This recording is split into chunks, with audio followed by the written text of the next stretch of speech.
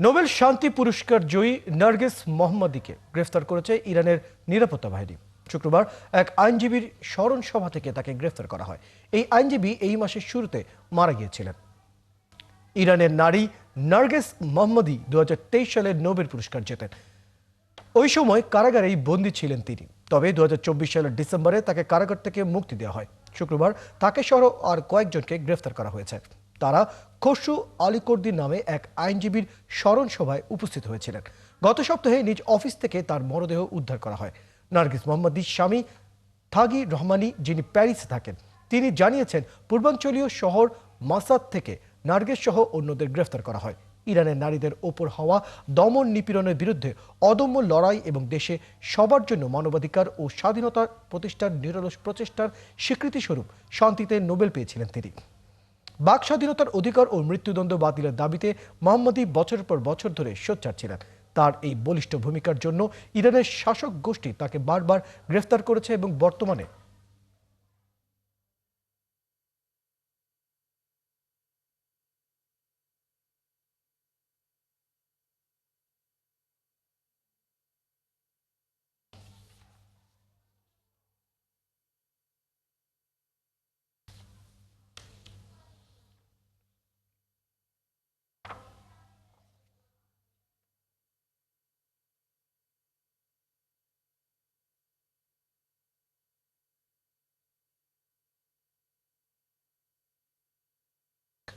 ইউক্রেনীয় সেনাবাহিনী উত্তর পূর্বাঞ্চলীয় কুপিয়ানস্ক শহরের একাংশ পুনরুদ্ধার করেছে এবং সেখানে অবস্থান করা রুশ সেনাদের ঘিরে ফেলেছে বলে দাবি করেছে কিয়েভ।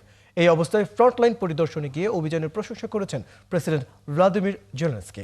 তিনি বলেন, যুদ্ধক্ষেত্রের সফলতা ইউক্রেনের কূটনৈতিক অবস্থানকেও আরও শক্তিশালী করছে। মার্কিন সহায়তায় শান্তি প্রতিষ্ঠা চলমান থাকলেও মস্কো দাবি করছে তারা সব ফ্রন্টে আগাচ্ছে এবং কুপিয়ানস্ক সহ পূর্বাঞ্চলের কৌশলগত শহর পোকরেভস্ক দখল করেছে। কিয়েভ এসব দাবি অস্বীকার করে বলেছে লড়াই এখনো চলছে। জেলেনস্কি বলেছেন, ফ্রন্টলাইনের ফলাফল অর্জন অত্যন্ত গুরুত্বপূর্ণ, কারণ এর মাধ্যমে ইউক্রেন কূটনীতিতেও ফল আনতে পারবে। ইউক্রেনের ন্যাশনাল গার্ডের খোর্তিয়া কর্পস জানায় তারা কুপিয়ানস্কের উত্তরাঞ্চলের কয়েকটি জেলা মুক্ত করেছে। রুশ বাহিনীর সাপ্লাই রুটি বিচ্ছিন্ন করা হয়েছে এবং কয়েকশো রুশ সেনা ঘেরাও অবস্থায় রয়েছে বলে টেলিগ্রামে দাবি করেছে ইউনিট।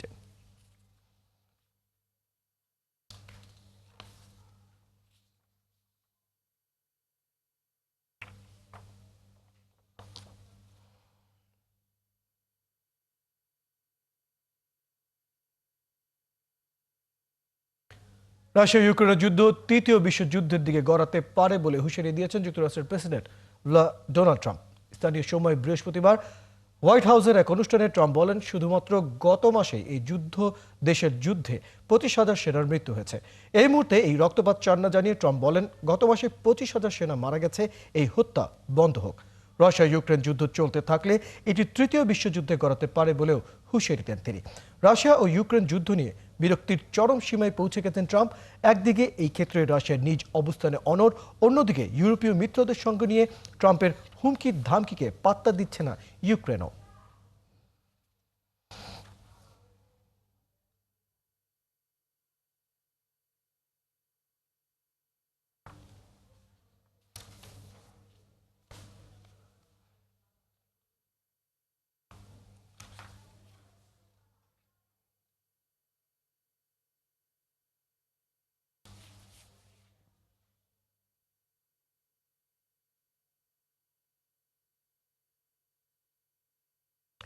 চল্লিশ মিনিট অপেক্ষা করে পুতিন এরদোয়ানের বৈঠকে গেলেন শেহবাজ শরীফ। একটি আন্তর্জাতিক সম্মেলনে অংশ নিতে তুর্কমেনিস্তানে গেছেন পাকিস্তানের প্রধানমন্ত্রী শেহবাজ শরীফ। সেখানে আছেন রাশিয়ার প্রেসিডেন্ট ভ্লাদিমির পুতিন এবং তুরস্কের প্রেসিডেন্ট রিসেপ তাইয়েপ এরদোয়ান। আন্তর্জাতিক এই সম্মেলনের ফাঁকে বিশ্ব নেতারা একে অপরের সঙ্গে বৈঠক করছেন। রুশ প্রেসিডেন্ট এবং পাকিস্তানের প্রধানমন্ত্রীর দ্বিপাক্ষিক বৈঠকের আয়োজন করা হয়। তবে তাদের বৈঠকের আগে রুদ্ধদ্বার বৈঠকে বসেন এরদোয়ান পুতিন, কিন্তু তাদের বৈঠকটি নির্ধারিত সময়ের চেয়ে বেশি হয়। এ সময় পাশের কক্ষে অপেক্ষা করছিলেন পাকিস্তানের প্রধানমন্ত্রী শেহবাজ শরীফ। 40 মিনিটের বেশি সময় ধরে অপেক্ষা করতে করতে কিছুটা বিরক্ত হয়ে যান তিনি। আন্তর্জাতিক গণমাধ্যম থেকে জানা গেছে, দীর্ঘ সময় অপেক্ষার পর শেহবাজ এরদোয়ানও ছিলেন। তার এই বলিষ্ঠ ভূমিকার জন্য ইরানের শাসক গোষ্ঠী তাকে বারবার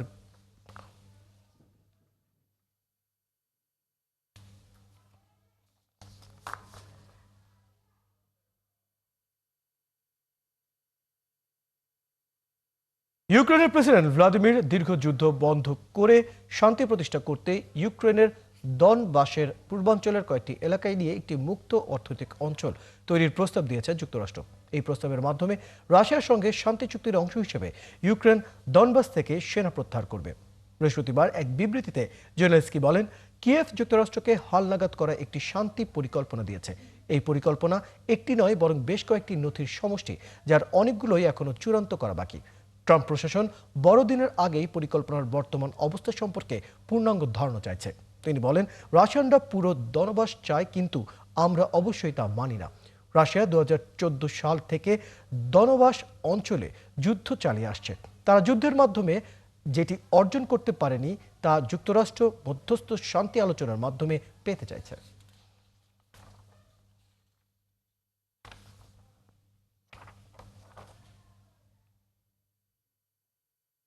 যুক্তরাষ্ট্রের কুখ্যাত যৌন অপরাধী জেফ্রি এপস্টেইন স্টেট থেকে নতুন 19টি ছবি প্রকাশ করেছে ডেমোক্রেটরা।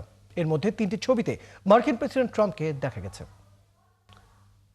হাউস ওভারসাইট কমিটি জানিয়েছে, এপস্টেইন স্টেট থেকে মোট 19টি নতুন ছবি দেওয়া হয়েছে। এগুলোর 3টি ছবিতে ট্রাম্পকে দেখা গেছে। ছবিগুলো দেখে এই ধারণাই পোক্ত হয় যে এপস্টেইনের সঙ্গে অতীতে বিভিন্ন প্রভাবশালী এবং উচ্চ পর্যায়ের মানুষের সম্পর্ক ছিল, যে সম্পর্কে বিষয়টি বর্তমানে খুবই গুরুত্ব সহকারে খতিয়ে দেখা হচ্ছে। একটি ছবিতে ট্রাম্পকে 6 নারীর সঙ্গে দেখা গেছে। নারীদের মুখগুলো মুছে দিয়েছে হাউস ওভারসাইট কমিটি। অন্যদিকে ছবিটি অ্যাপস্টেইনের সঙ্গে Steve Bannon, Bill Clinton, Maxwell এবং অন্যান্য জুটিকেও দেখা গেছে।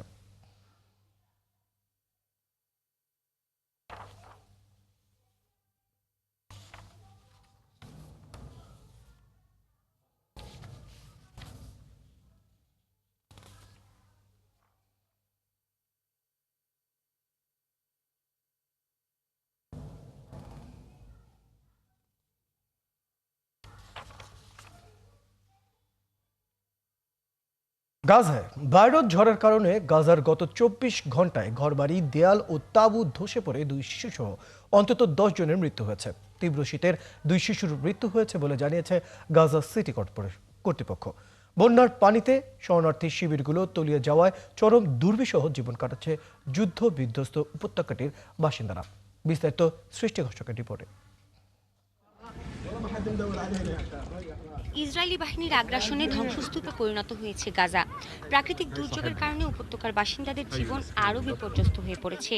বাইরন ঝড়ের কারণে গাজায় গত 24 ঘন্টায় ঘরবাড়ি, দেয়াল ও তাঁবু ধসে পড়ে অন্তত 10 জনের মৃত্যু হয়েছে। নিহতদের মধ্যে 2 শিশুও রয়েছে। তীব্র শীতে 2 শিশুর মৃত্যু হয়েছে বলে জানিয়েছে গাজা সিটি কর্তৃপক্ষ। গাজার স্বাস্থ্য মন্ত্রণালয় জানিয়েছে, টানা যুদ্ধ ও বাস্তুচ্যুতির মধ্যে থাকা অসহায় ফিলিস্তিনিদের দুর্যোগ মোকাবেলার মতো কোনো প্রস্তুতি বা সামর্থ্য নেই। টানা 2 বছরেরও বেশি সময় ধরে বাস্তুচ্যুত অবস্থায় থাকা পরিবারগুলো এখন মারাত্মক বিপদের মধ্যে রয়েছে। রাত থেকে বাচ্চাদের নিয়ে একদম ঠায় দাঁড়িয়ে আছি। পুরো রাত এভাবেই ছিলাম। একজন বড় মানুষ হয়ে যদি আমার আর সহ্য না হয়, তাহলে বাচ্চাগুলোর কি অবস্থা? দক্ষিণ গাজার খান ইউনিসের আল মাওয়াসি এলাকায় ঝড় ও ভূমিধসে অনেক তাঁবু হুমকির মুখে পড়েছে। এসব এলাকায় অন্তত 8,50,000-এর বেশি মানুষ 761টি সাইটে আশ্রিত আছে। এছাড়া উপকূলীয় এলাকায় সবাই ঝুঁকিতে রয়েছে। গাজা সিটির 7টি শরণার্থী শিবিরে শুক্রবার সকালেই তীব্র ঠান্ডায় এক শিশুর মৃত্যুর খবর পাওয়া গেছে। এদিকে উত্তর গাজার বীর আন নিজা এলাকায় ধসে পড়া একটি বাড়ির ধ্বংসস্তূপ থেকে একটি মৃতদেহ এবং 2 শিশুকে জীবিত উদ্ধার করা হয়েছে।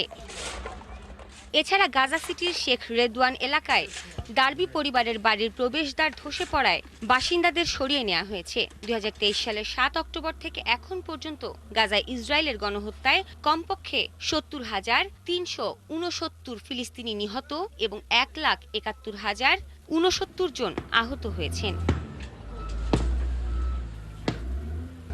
সৃষ্টি ঘটক, 71। লাতিন আমেরিকায় মার্কিন সামরিক বাহিনীর নেতৃত্বে থাকা অ্যাডমিরাল অ্যালভিন হোলসির 2 বছর আগে অবসরে যাচ্ছেন। ভেনেজুয়েলাকে ঘিরে উত্তেজনা বাড়ায় প্রেক্ষাপট এই সিদ্ধান্ত কার্যকর হয় শুক্রবার। এই উত্তেজনার মধ্যে রয়েছে বুধবার ভেনেজুয়েলার তেলবাহী ট্যাঙ্কার জব্দ এবং মাদক পাচারের সন্দেহে 20টিরও বেশি নৌকায় প্রাণঘাতী হামলা। রয়টার্সকে 3 জন মার্কিন কর্মকর্তা এবং ঘটনা সম্পর্কে অবগত 2 জন ব্যক্তি জানিয়েছেন হোলসিকে পদত্যাগে বাধ্য করেছে প্রতিরক্ষা দফতরের প্রধান পিট হেগসেথ। 2 কর্মকর্তা বলেন, হেগসেথ অঞ্চলটিতে মার্কিন সামরিক পরিকল্পনা এবং অভিযান জোরদার করতে চেয়েছিলেন, কিন্তু সাউদার্ন কমান্ডের কার্যক্রমে তিনি হতাশ ছিলেন। একজন কর্মকর্তা নিশ্চিত করেছেন যে হোলসিকে বরখাস্ত করা হবে কিনা এই বিষয়ে আলোচনা শুরু হয় তার পদত্যাগ ঘোষণার প্রায় 2 সপ্তাহ আগে। হোলসি প্রকাশ্যে তার আগাম অবসরের কারণ জানাননি।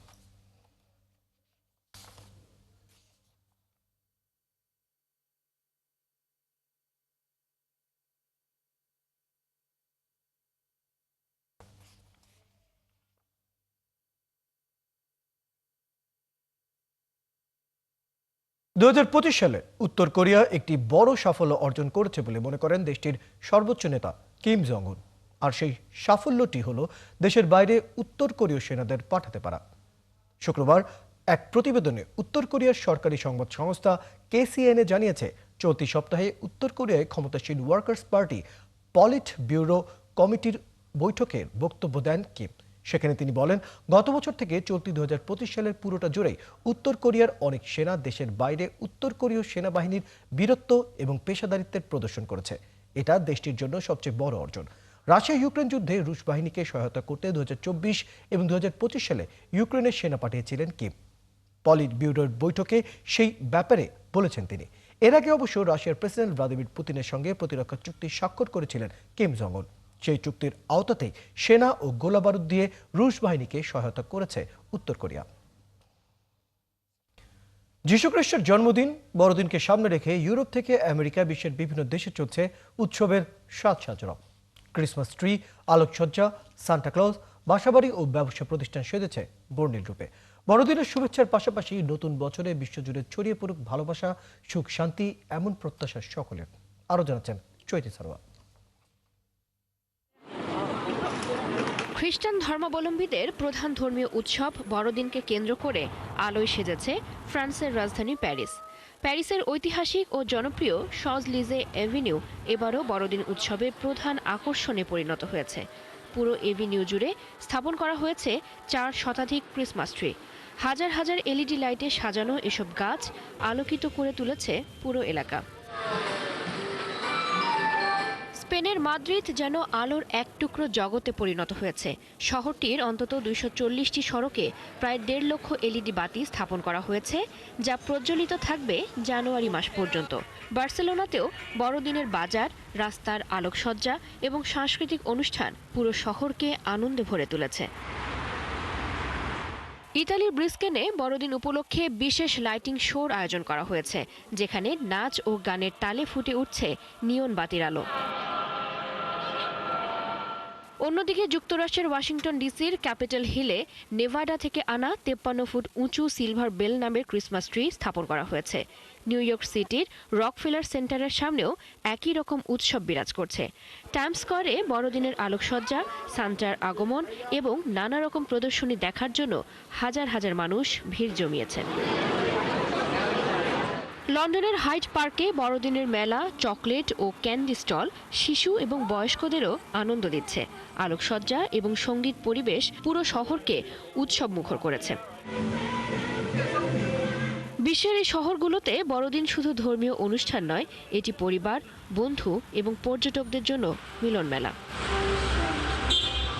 চৈতি সরোয়ার, ৭১। এই ছিল এখনকার আয়োজনে। বিশ্বের আরো নতুন কিছু খবর এবং বিশ্লেষণ নিয়ে আগামীকাল সকাল 9:30টায় আবারও হাজির হব বিশ্বজুড়ে। চোখ রাখুন ৭১-এর ফেসবুক পেজে, সাবস্ক্রাইব করুন ৭১-এর ইউটিউব চ্যানেলে। সাথে থাকুন।